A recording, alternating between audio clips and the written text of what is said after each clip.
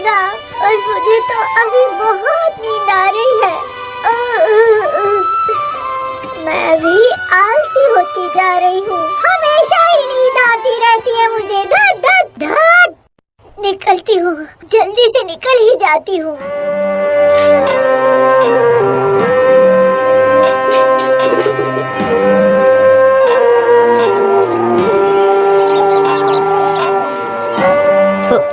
क्या दादी, मछलियाँ पकड़ने जा रही हो क्या? हाँ रे, क्या करूँ बोल? अब मुझे तो कोई बिठाकर खिलाने वाला नहीं है। हाँ खिलाता, जरूर खिलाता, अगर तुम्हारा कोई बेटा होता तो। वही तो मेरे जीवन का सबसे बड़ा दुख है। ऊपर वाले की शायद वो इच्छा ही नहीं थी। उनके जाने के बाद मैं बिल्कुल बिल्कुल ही अकेली हो गई रे। तो कौन सी मछली पकड़नी है आज? अच्छी मछलियाँ तो जाल में फंसती ही नहीं है। रोज वही छोटी छोटी मछलियाँ ही हाथ आती हैं। उम्र भी तो हो गई है ना, बूढ़ी हो गई हूँ मैं। अब बस एक ही चिंता सताती है, उम्र बढ़ जाने पर मुझे कौन खिलाएगा? अरे उसकी चिंता तुम मत करो दादी, हम सब है ना तुम्हारे पोते, हम तुम्हें खिलाएंगे। जब तुम मर जाओगी तो तुम्हें कंधे पर उठाकर शमशान भी ले जाएंगे। अरे करम जला, सुबह सुबह मरने की बात करता है। अगर मैं मर जाऊंगी तो तुझे बहुत खुशी होगी ना। तू मर, तेरा पूरा खानदान मरे।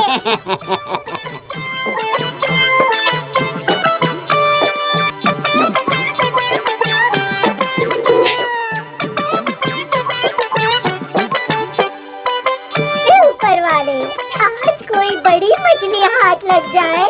ऊपर वाले दया करिए, ऊपर वाले उस पे रहम करिए।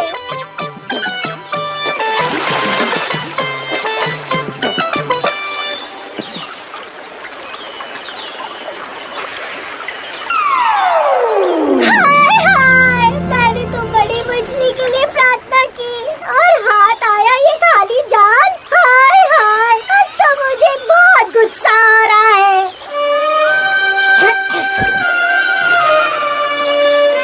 कोई भी मछली फंस जाए बस, कोई भी कुछ भी तो खाकर जिंदा रहूं।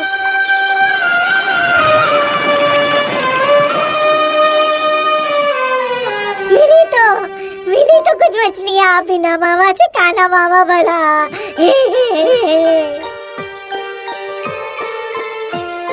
अरे दादी, इन छोटी मछलियों से काम कैसे चलेगा? कुछ रेहू, कतला, झींगा ये सब मछलियाँ भी तो पकड़नी होगी ना। ज्यादा बकवास मत कर रिया। अब मेरी उम्र है क्या?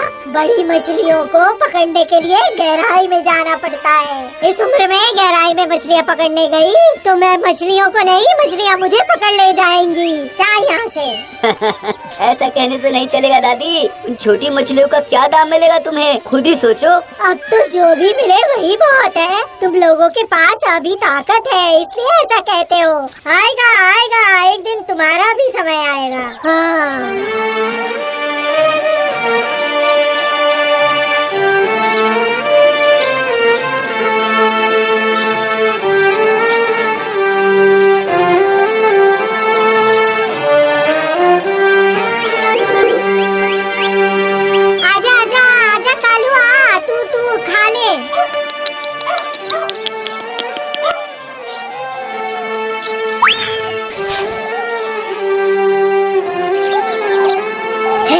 कालू खा, हे पेट भर कर खा, खा खा खा।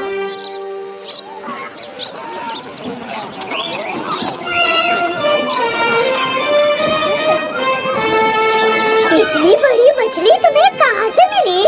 मेरे पति सुबह सुबह पकड़ कर लाए हैं, इसीलिए बाजार में बेचने चली आई। बहुत अच्छा किया, बहुत अच्छा। ओ बुढ़ी, ये छोटी मछलियाँ कैसे किलो दिए? 150 रुपए किलो भैया, 150 रुपए। अरे बाप रे, इतनी महंगी। मेरे पास आइए बाबूजी, मेरे पास बड़ी बड़ी मछलियाँ हैं मेरे पास, वो भी बहुत सस्ती, बहुत सस्ती। हाँ ये अच्छा रहेगा, आज बड़ी मछली ही खरीद लेता हूँ।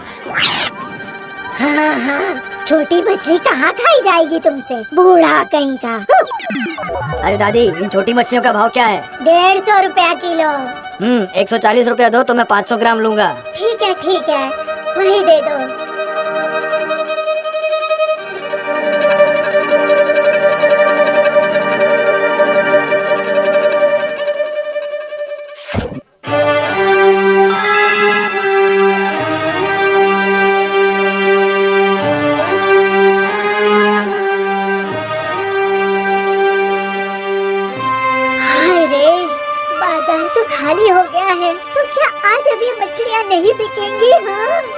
दादी, मछली कितने की बेच रही हो? 150 रुपए। क्या? अरे इतना महंगा कौन बेचता है? 90 रुपए में दोगी क्या? तब तो मैं ले लूंगा। इतने कम में तो पुसाई नहीं पड़ेगी बाबू। देखो दादी, बाजार उठ रहा है, अब कोई भी नहीं खरीदेगा। जो भी मछली बची है वो 90 रुपए में दे दो मुझे, कह रहा हूँ। ठीक है, ले लो तो फिर ले लो। हाँ, तो दे दो मुझे।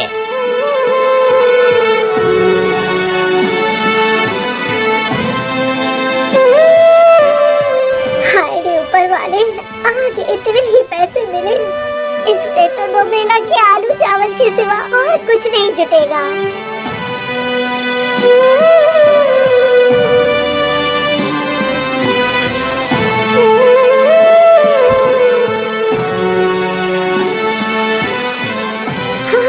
जरा भी नमक नहीं है घर में, सिर्फ आलू और उबले चावल, वो भी बिना नमक। ऐसी जिंदगी जीने का क्या फायदा? ओ जी, आप तो चले गए मुझे छोड़कर, मुझे भी अपने साथ क्यों नहीं ले गए जी? आप मुझे यहाँ अकेले क्यों छोड़ के चले गए जी?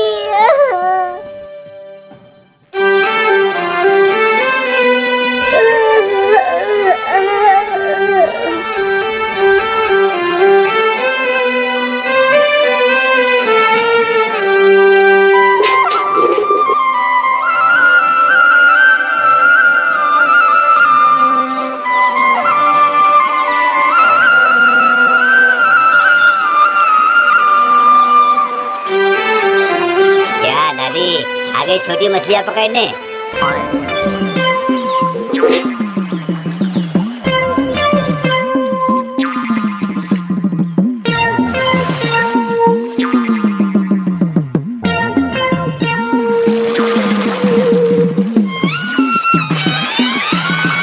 दादी, आज तो लगता है तुम्हारे भाग्य में छोटी मछलियाँ भी नहीं है। तू अपना काम करना करम जला, मेरे जाल में क्या फंसा है क्या नहीं, तुझे इसकी इतनी चिंता क्यों है?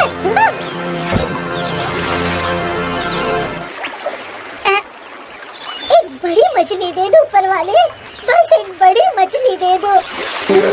अरे ये क्या हुआ? ये इतना भारी क्यों हो गया? हाँ, बड़ी मछली फंसी है क्या?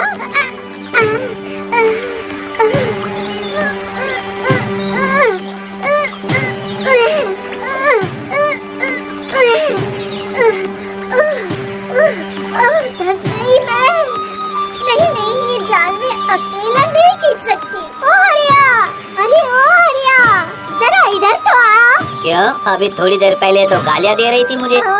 छोटी छोटी बातों पर गुस्सा नहीं किया जाता बेटा, गुस्सा नहीं किया जाता है। जरा इधर तो आ। पता नहीं जाल में क्या फंसा है, अकेले खींच कर बाहर नहीं निकाल पा रहे। देखो, कोई बड़ी लकड़ी वकड़ी फंस गई होगी। हाँ, हो सकता है। जरा जाल बाहर निकाल दे बेटा, हो सकता है बड़ी मछली हो, तो फिर मैं तुझे तेरा हिस्सा दूंगी। हाँ, आता हूँ।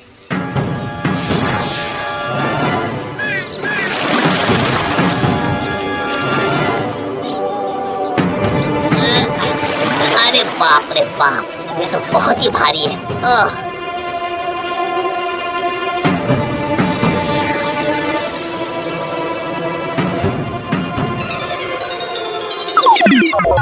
अरे दादी, ये तुमने क्या किया? कमाल कर दिया, इतनी बड़ी मछली, वाह। इतनी बड़ी मछली? ये कौन सी मछली है हरिया? देखने से तो कोई विदेशी मछली लग रही है। यहाँ इसकी कोई प्रजाति भी नहीं पाई जाती। बाजार में इसकी बहुत कीमत मिलेगी दादी। हाँ, बहुत कीमत मिलेगी। हरिया, इस मछली को ऊपर उठा देना बेटा। बुढ़िया वो मछली बाजार में बेच के अमीर बन जाती है, तो कहानी कैसी लगी हमें कमेंट में।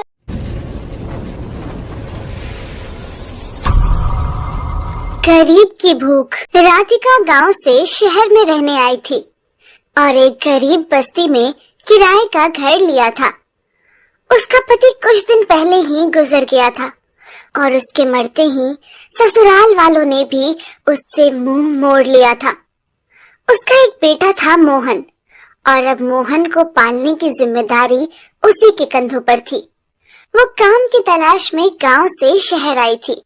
घर मिल गया था, मगर पेट की भूख का इंतजाम करना अभी बाकी था। माँ, बहुत भूख लगी है, खाना दो ना। तू थोड़ा सब्र कर बेटा, मैं अभी तेरे लिए खाना लेकर आती हूँ। यह कहकर राधिका घर से बाहर आती है तो उसे बूढ़ी रमाताई दिखाई देती है। वो रमाताई से कहती है, मैं राधिका हूँ माँ जी, आपके पड़ोस में नई नई आई हूँ। मेरा बेटा बहुत भूखा है, क्या उसके लिए थोड़ा खाना मिलेगा? क्या तेरा घर वाला नहीं है? नहीं, कुछ दिन पहले ही उनकी मौत हो गई। अरे ये तो बहुत बुरा हुआ, पर तू चिंता मत कर, भगवान सब ठीक करेंगे। तू ठहर, मैं खाना लाती हूँ। ये कहकर रमाताई अंदर से खाना लाती है और राधिका को खाना देते हुए कहती है, ये लो रोटियां, अपने बेटे को भी खिला देना और खुद भी खा लेना। भगवान आपका भला करे माँ जी। सुनो, सब मुझे रमाताई कहते हैं। ठीक है रमाताई। हाँ हाँ ठीक है। कहीं काम वाम देखा है कि नहीं? काम चाहिए तो बता देना।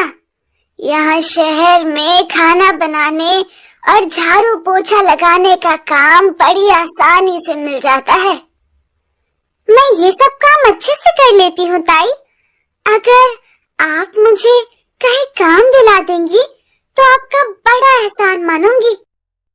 अरे ना, इसमें एहसान कैसा, एक दूसरे की मदद करना तो हम सबका फर्ज है ना। तू कल मेरे साथ चलना, मैं तुझे काम दिला दूंगी। अब जा, बेटे को खाना खिला। अगले दिन राधिका रमाताई के साथ जाती है और वो उसे 2 घरों में काम दिला देती है। राधिका पूरी मेहनत और लगन से काम करती है। उसकी मेहनत और लगन से उसके मालिक बहुत खुश होते हैं। अब उसे 2 और घरों में भी काम मिल जाता है। वो जी तोड़ मेहनत करती है और अब उसका गुजारा अच्छे से चलने लगता है। वो अपने बेटे को पढ़ा लिखा कर बड़ा आदमी बनाने का सपना देखने लगती है। अगर मेरा मोहन पढ़ लिख कर इतना बड़ा आदमी बन जाए तो मेरी सारी मेहनत सफल हो जाए। समय बीतता जाता है और मोहन बड़ा हो जाता है। वो अपनी माँ को दिन रात कमर तोड़ मेहनत करते देख मन ही मन संकल्प लेता है। माँ मेरे लिए हद से ज्यादा मेहनत कर रही है, मैं उनकी मेहनत को कभी बेकार नहीं जाने दूंगा। मैं खूब पढ़ूंगा और अच्छा बनकर दिखाऊंगा, फिर माँ को भी कभी काम नहीं करने दूंगा। हाँ। उस दिन के बाद मोहन पढ़ने लिखने में दिन रात एक कर देता है और 12वीं की परीक्षा में पूरी स्टेट में प्रथम आता है। उसकी इस सफलता पर बड़े बड़े महंगे स्कूलों में पढ़ने वाले बच्चों के माता पिता हैरान रह जाते हैं। अरे देखो तो, ये गरीब काम वाली के बेटे ने क्या कमाल करके दिखाया है, पूरे स्टेट में फर्स्ट पोजीशन हासिल की है।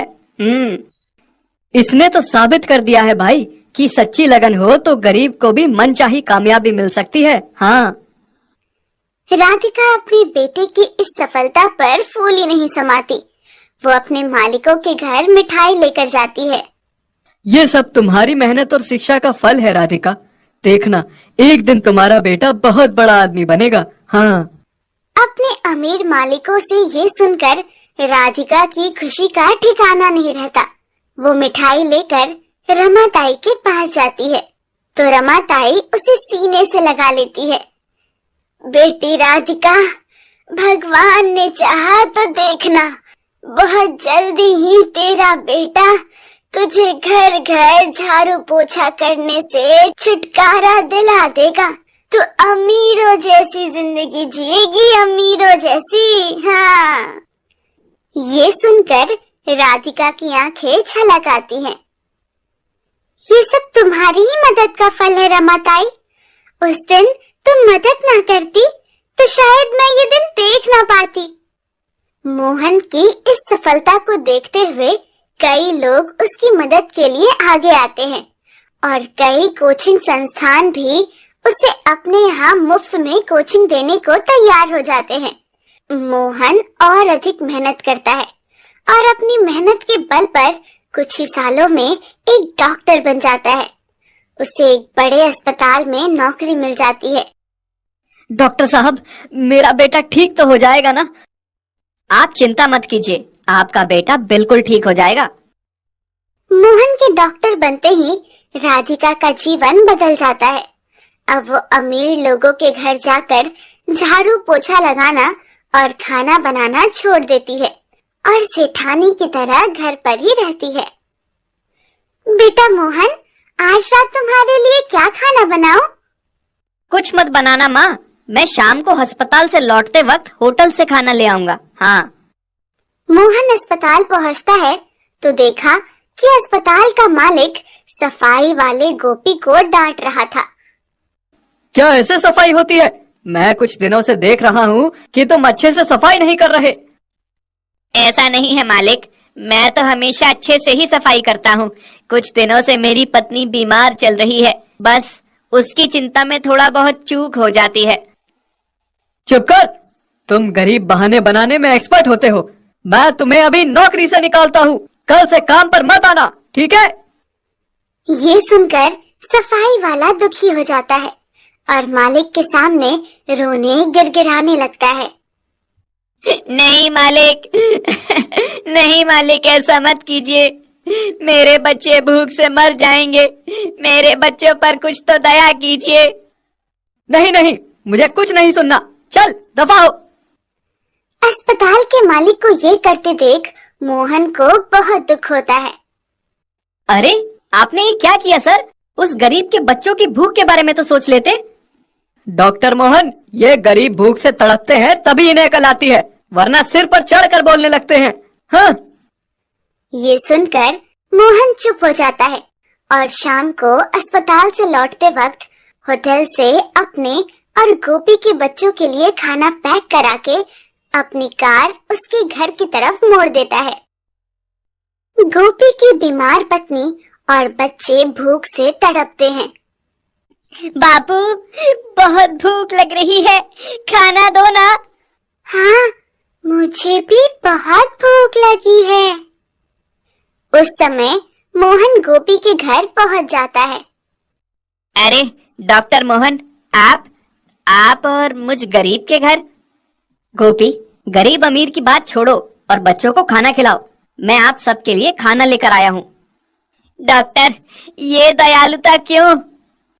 क्योंकि मुझे पता है गरीब की भूख क्या होती है। मैं भी कभी भूख के कारण बहुत तड़पा हूँ गोपी।